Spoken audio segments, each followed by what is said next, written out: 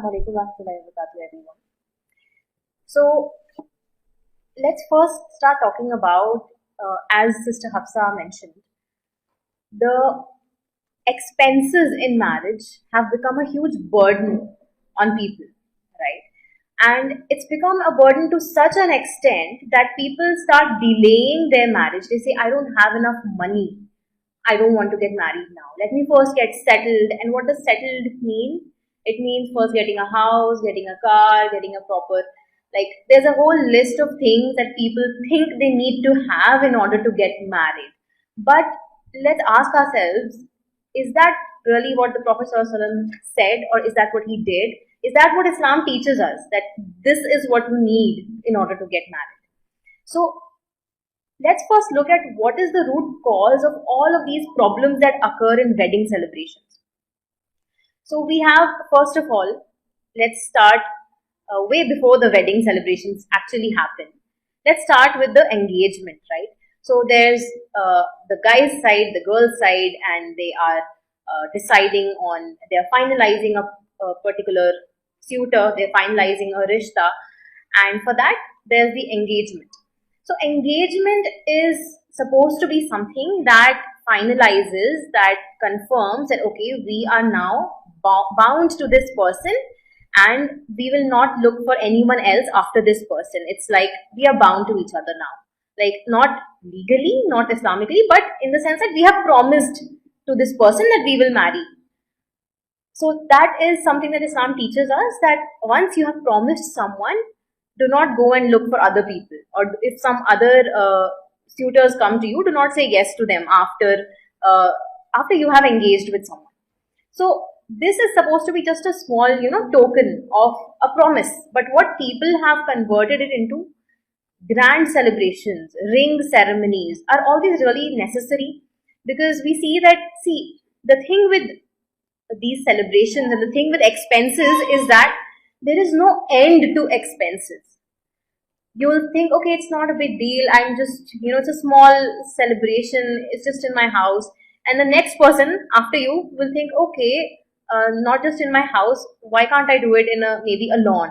And the next person will think, okay, why can't I do it in a hall, in a huge banquet area?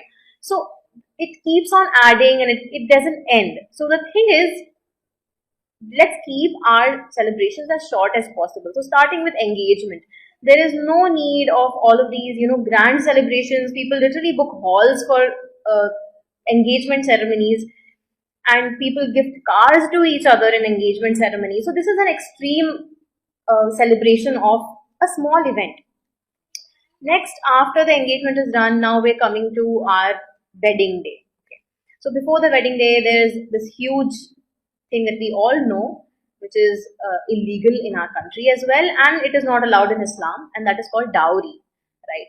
Dowry is, the concept of dowry basically is that the girl's side gives a lot of gifts to the guy's side, and the gifts, they used to be small, right? Like, people think, okay, a guy and a girl are starting a life, let's give them, some useful things, household stuff, just to help them get along, just to help them start their new life. But then this thing slowly evolved into huge gifts such as cars, and people are gifting houses to each other, not to each other, in fact, just the girl's side gifting it to the guy's side. So we know that this is not allowed in Islam, whereas in Islam it is actually the quite opposite of this, the concept of mahr, right? The guy gives mahr, a gift, to the girl. So all of this is something that we, I believe, have somehow forgotten, right? Like, we do follow some of the traditions, but we don't know the concepts behind those traditions. So for example, people do still give mahr, right? We all give mahr in our weddings, but the dowry will be 10 times more than the mahr. So what's the point? And we are really not living up to the concept over here. So what happens is, now you see the wedding celebration. Let's come to the final wedding day. So what people do is, when deciding upon a venue, it has to be the biggest venue possible. It has to be the costliest menu. The dinner menu has to be the costliest ever. Why? So that we can show off to our guests. so that we can show off that how ladki wale, the girls side, are not poor. We are not we have very high standards. Why do we need to show off? That is the question. The problem, the root cause of all of these things is materialism. So if deep down we have the love of money in our hearts, if we respect money so much that we think that money is going to get us respect, money is going to ensure that our marriages are well, our marriages are happy. If we think that way, then we are really misguided. So first of all, we need to let go of materialism. And how do we do this? We need to, and it is very difficult, trust me, it is very difficult to go against the mainstream, to go against what is normal in society, but we have to do it because there is no end to this madness, right? So every one of us needs to say that, we need to make a promise, we need to take an oath that I will not let this happen at my wedding if you're not married yet, or if people around you are about to get married, maybe your sister, your brother, your daughter, anyone, you have to take an oath that yes, people will say tens and tens of thousands of things. People will comment, people will taunt, people will say, oh, you have so much money, why are you doing, why are you being a miser, why are you not spending it on wedding, and why you, come on, it's a little show off, just one day, right? I mean, it's your day, the big day. All of these things are just excuses to make us go astray. So we need to, number one, we need to take an oath that we will spend our money wisely. And because, the weddings which happen with the least amount of expenses, those, trust me, are the happiest marriages, right? We need to spend our money not on weddings, but on our marriages, in the sense that with the bond between the two people. So when we say wedding preparations, when we say the word wedding preparations, what comes to our mind? Shopping, market, right? Why don't we ever think of preparing ourselves in the spiritual way, in the emotional way? Why don't we work on that? Because that is something that is going to save our marriages, and not the thousands and lakhs of rupees that people spend on that one day, which is going to get over eventually, and especially on dresses.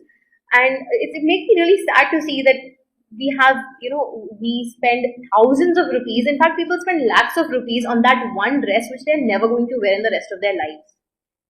How about you spend that money somewhere else, in a good place, somewhere meaningful, right?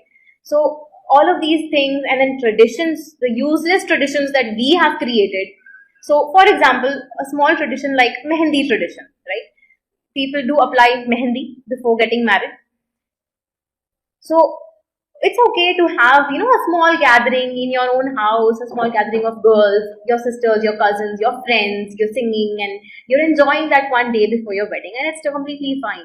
But what is not fine is you going overboard and booking a hall and then calling males to do mehendi on the bride's hand and on everyone's hand.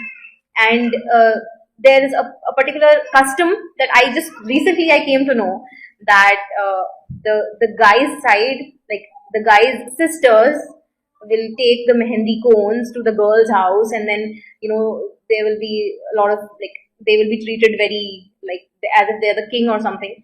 And then the concept of barat also. So the moment we say barat, there's an excuse that people have, that the girl's side is anyway having a function, right? So they are anyway feeding 100 people. What is the problem if they feed 40 more people? Can't they feed 40 more people? It's not like they're poor or anything. So the concept of barat is problematic, because when the guy's side goes to the girl's side over for a function, what happens is that the girl's side treats them as if they are the king. And there's a separate table getting arranged for them, and then everyone is just like, acting as if that's a principal or like the vice chancellor of a university is coming, and everyone just like, it's a very weird thing to observe, if, because I am honestly new to this, alhamdulillah. I never saw this in any of my family functions, but when I attended a few weddings and I saw this happening, I was really shocked to see that Baratis are treated this way. So these are not Islamic practices. So let's stop these practices. Let's come to know what Islam teaches us and let us follow them. It's not easy. It is going to be very difficult, but it is important for us to go against that flow and to create, to be a trailblazer. So I will end with this dua that may Allah Ta'ala bless all of our marriages and help us in going against the uh, rules or the norms that are created by society, which eventually lead to no good. And may Allah Ta'ala help us in standing strong against what is going wrong. Jazakallah khair.